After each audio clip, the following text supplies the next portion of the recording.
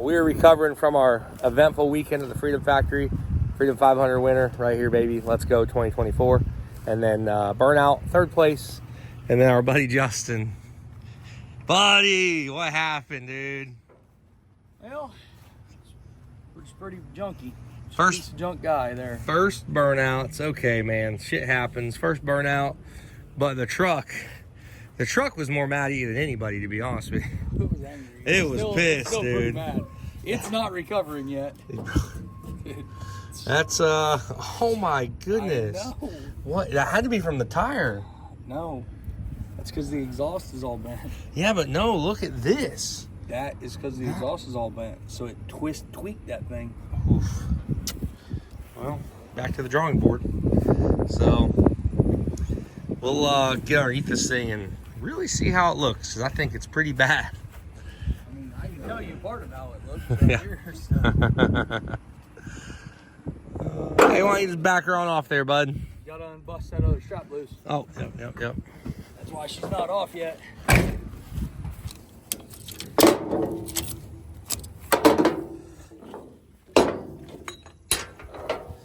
It's all you, pal.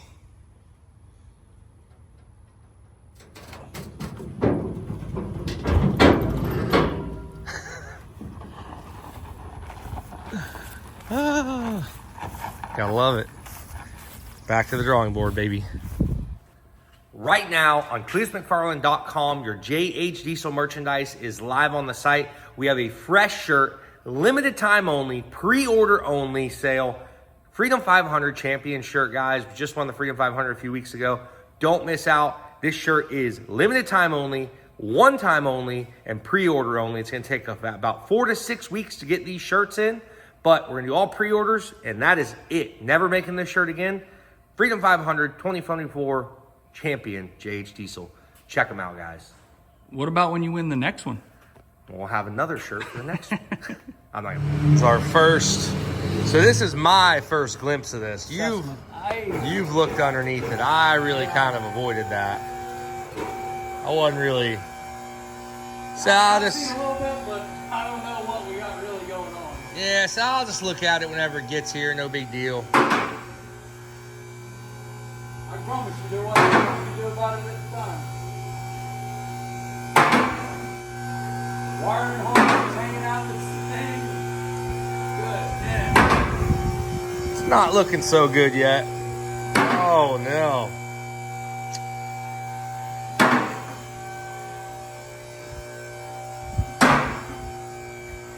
So I can see the trans pan is crooked.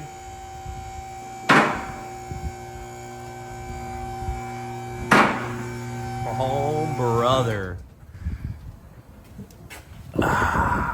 That's not good. It split it all the way to the tail shaft. Get a light on this thing. Yeah. So, well, unbelievable. This is literally worst case scenario. It split it all Well, the way to the at least it still has a good pan on it. But that's what Steve said. We'll see what we can salvage. oh yeah, this is where your drive shaft smacked her here, Yeah, but look at this. This is what I'm talking about. Look at that. buddy. Like, what did that from the outside? Buddy, I think that drive shaft went on a rip around this thing, and it just.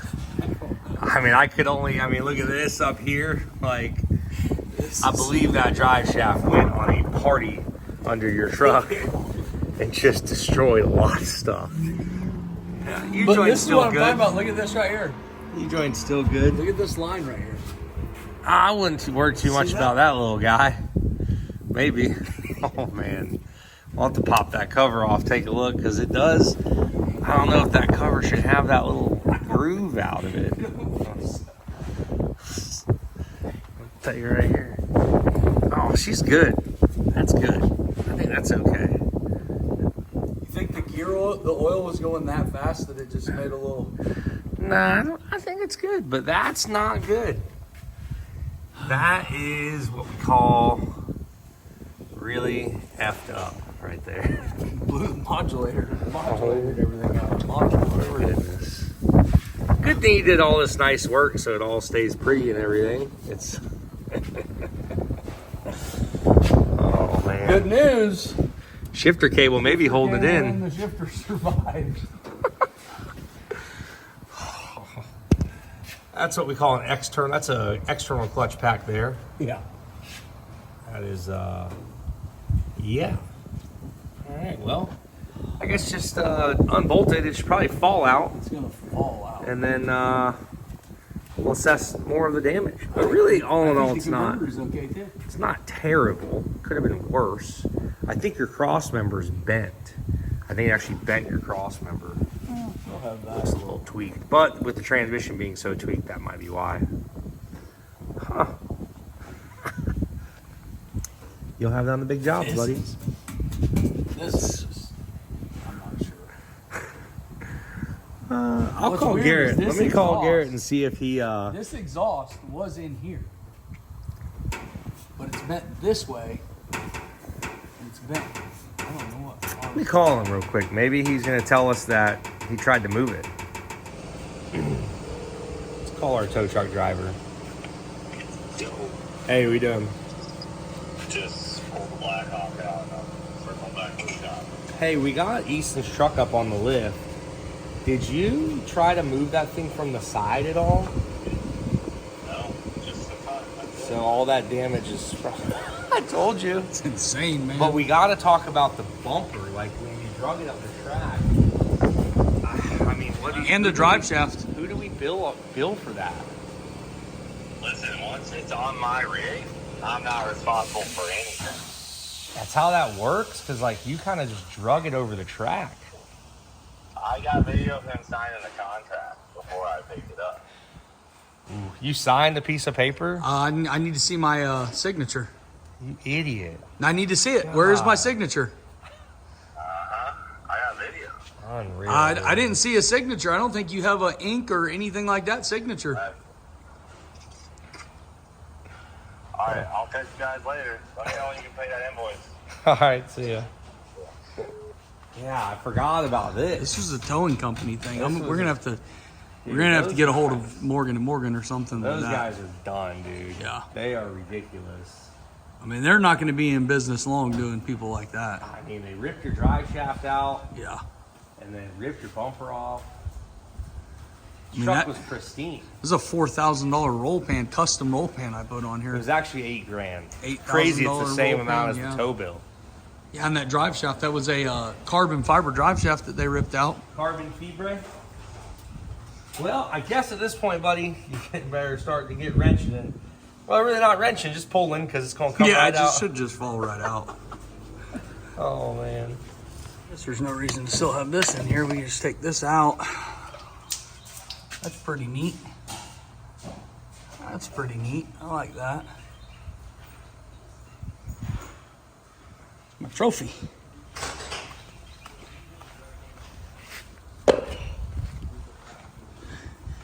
Well, we'll get the cross member out of there and then we'll get the trans dropped down out of there. You know, as you can see, it's pretty bad carnage.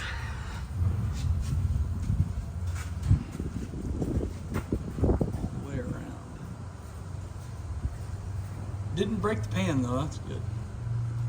I need to reuse that probably.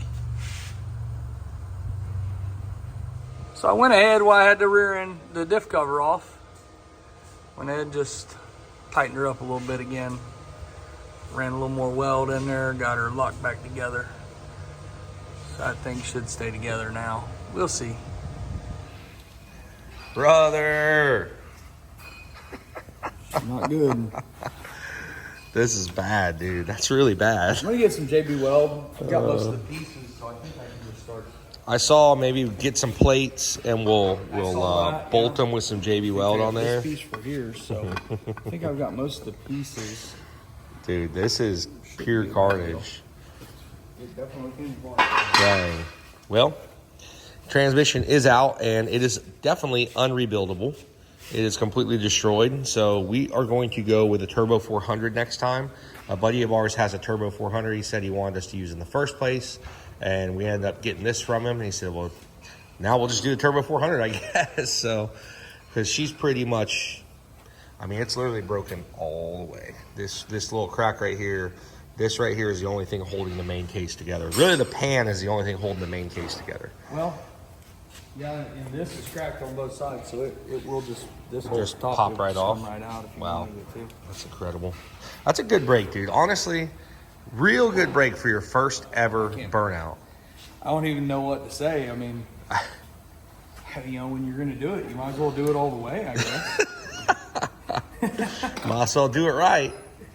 All right, well, we got our Turbo 400 here, which is not here yet. It's not done yet, but we will get the Turbo 400 here and get that thing dialed. Get his truck back together, fix a couple things, and I think it'll be good to go for the next burnout rivals or open comp event. I think it'll be good to go. I don't know if we're going to make it to Indy with it. It's coming up fast, so we might not make it to Indy, but we'll get to the next one. So either way, we'll get that. And now we're going to get back on our 78 Chevrolet Cummins diesel. Since the 78's been done, we haven't quite finished the suspension on it. It's always had a pretty good little lean to it. It's not how we wanted it, but right now the truck is running a 5-inch block in the rear to make it as level as we could, and then factory springs with an add leaf.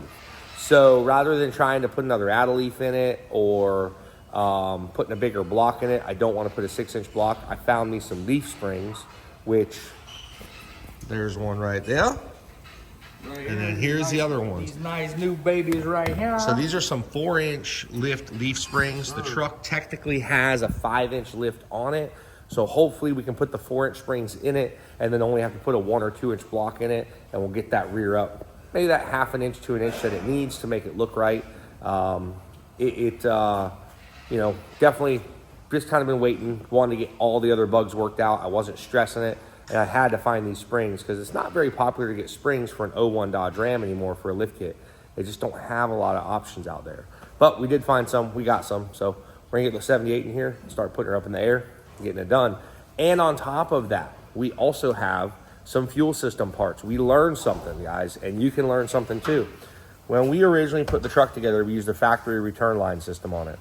Well, that's a big no-no, I guess. Talked to my tuner on it. We were getting some weird rail pressure spikes and stuff. The reason for that was we need to run the same size line that comes from the tank to the injection pump from the truck engine to the tank. So it needs to all be equal. So we're gonna we got us a Fleece Performance. We already have a fuel filter delete on it, but I went ahead and purchased a fuel filter or a fuel junction box, which is from Fleece Performance. Really nice junction block. It's going to bolt right where the old filter was, basically right where our fuel filter delete is now. We got 3 different returns. You've got water and fuel sensor, you got other sensors, you got your feed lines. It's also set up for like a dual CP3 application too. So it comes with all the fittings you need. Should be a nice little kit. And then this here is another kit I bought, so I had the lines to come from the injection pump and the cylinder head and that stuff. So all in all, we should be pretty good. Get this thing 100%. This is like the last couple tiny things we need to do is springs in this. I know we keep saying that because there's always something to add to it, but I really think this is gonna finally be it before we start doing the air condition job on it. So let's get that truck in here, get on the lift, and get it right. All right, so first of all, we have to get a good reading here. Now, the only thing is I got a little excited after Freedom 500, and I might have burned it 1/2 inch off the tires.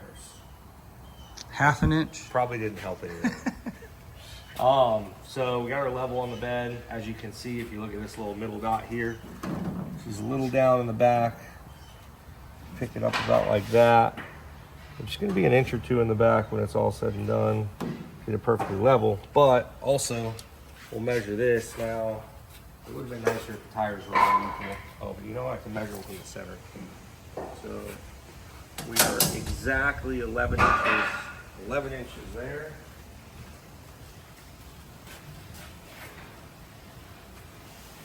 And 14 inches there. So it's technically a 3-inch difference, but you can't really go by fender wells, but it's a good guideline. So now we'll jack the rear of the truck up, and then we'll see how far we need to go until it's level. Is it level on the level? Level's pretty close. Might need to go a hair more. Yeah, I think he's got to go up a little bit more. Level is actually, it's over level if you Really? decide level. But I can't really trust this. Yeah, that bed Maybe rail I'll is. put that here.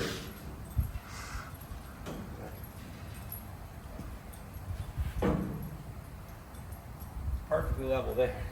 Yeah. So, but I would say go up a little bit. Probably more. pretty close. I mean, Close. all you got to measure the drip edge on the bottom of the bed to the floor. So we went up 1 inch right Really? there. That was 1 inch.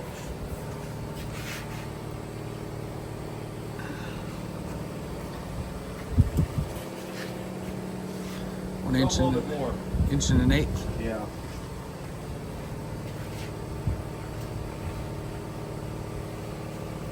A little bit more. Oh, right there. So that's 1.5 inches. Pretty damn close, huh? I'd say that's pretty close right there. That's 1.5 inches difference.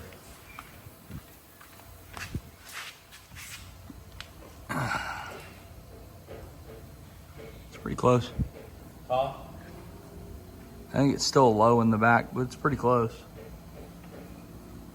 Hard to tell till you get it out. The hair down in the back, though. Yeah. So we decided we're going to try to bring it up 1.5 inches, which will be 12.5 inches from top middle of tire to top of fender. And it looks pretty dang level right now as it is. And we'll see how we get it. This thing is a little bit over level, but I'm not trusting the bed sides too much. So we'll see where it ends up. But I think that's pretty damn good right there. We're very close, definitely within 1/2 inch. You see, went ahead and got the rear leaf springs in the truck. This has got to come out. That's gonna stay. Got the rear leaf springs in the truck. And these are 2-inch blocks. I know that they're too short. I know I need 2.5s. So I got to set 2.5s, and we got some fresh U-bolts. So we get all this thing stuck back together, and we'll see how she looks. So there you go. We got the leaf springs in both sides. Got our 2.5-inch blocks in on both sides. We got our new U-bolts in and tight. Both sides. This one's nice and tight. So I'm gonna go ahead and sit it down now. I got to put the ladder bars or traction bars or link bars, whatever you would like to call them. I call them traction bars, or track bars. Get those put back in. And see how this thing looks sitting on the ground. It should be level now. So let's see how she looks. Well, we went ahead and put them blocks in the rear. Let's see if it looks better. I think it's gonna. I think it's gonna be level. Oh, look at that. We finished our lift.com.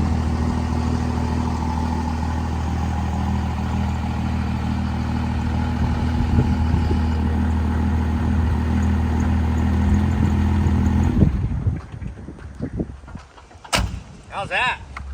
It looks a lot better. It looks a lot better. Yeah, we can't be having shirts that say finishyourlift.com and have a squatted truck. It was down, we raised it close to 2 inches from the original.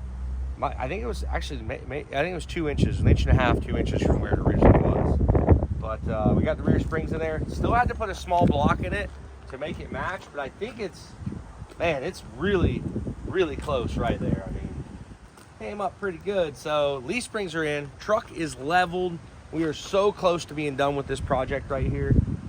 Next is gonna be the air condition, which don't have that stuff yet. We're gonna try to figure out what kit is gonna work the best. If any of you guys have put some on, let me know. It's either gonna be like retro or what's the other one?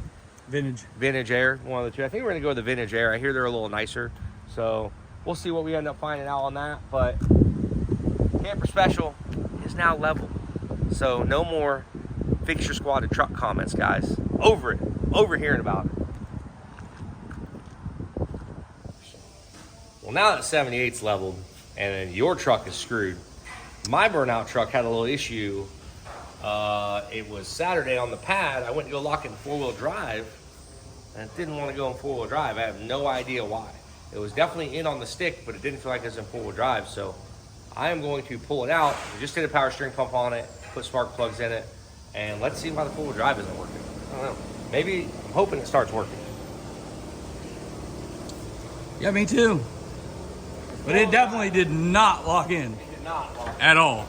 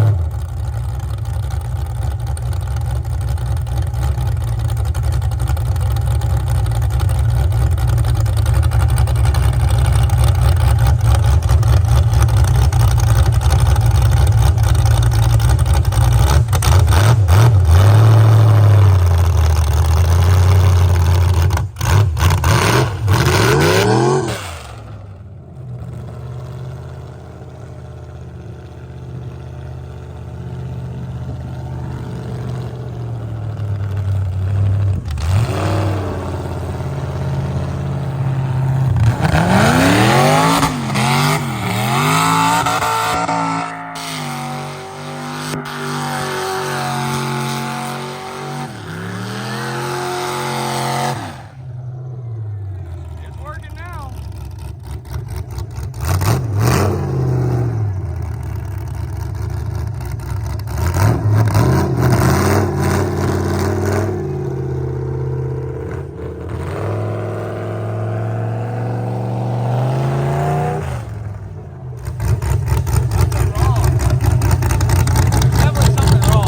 What's it doing? Whenever you go down in the forward, it's in low range right now. It won't move. Probably not on the brake, like it's binding. Something like binding it up. In the case, you think? I don't know. Got the wheel off this side over here. And I don't know if you can see or not, but the front axle, that's the front end move. It's nothing loose. The front end is moving, but the calipers are not. You can't spin the front hubs. We'll go over here. This one's still got a tire on it. And you can see it'll spin, but it's real tight. So I'm gonna do some checking into it. I don't know if that's gonna be a master cylinder problem or both calipers.